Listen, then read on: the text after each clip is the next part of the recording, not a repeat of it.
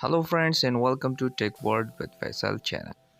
In this video you will learn how to boot USB drive with Windows or any other operating system so that you can later on install operating system or Windows onto your computer using that USB.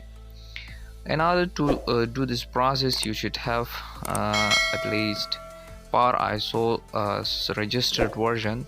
You can find the link of this software on the description of this video below, as well as an ISO file of Microsoft Windows or any other operating system. You can find out the process of converting files into ISO on my next video. uh, so I have the ISO of our Windows 7 SP1 Professional. These are the prerequisites. Let's start the video. I'll come to my PC and you can check that I've got a USB drive of 16 GB. I'll simply format the drive before starting the process. Note that the file format for the USB drive formatting should be NTFS. Quick format should be checked. I'll run click on OK and start the formatting process. Click OK, click close. You can see that the drive is formatted. Now I will come to start and search for Power ISO software. Once the Power ISO software is searched, right click on the Power ISO and run the software as administrator. Once the software is opened, go to tools menu of the software and click on create bootable USB drive. Once you clicked it, a dialog box will appear.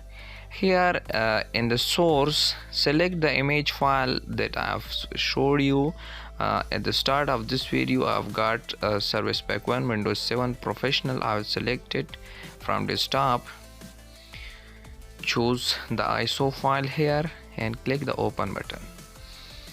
Below in the destination, select the USB drive. I have selected the USB drive, which is almost 16 GB, and click on start. Once you click the start, it will ask you that we want to format this drive. Click OK to format the drive. Once you click the OK, you should wait a few seconds until the formatting process starts. You can see there are some messages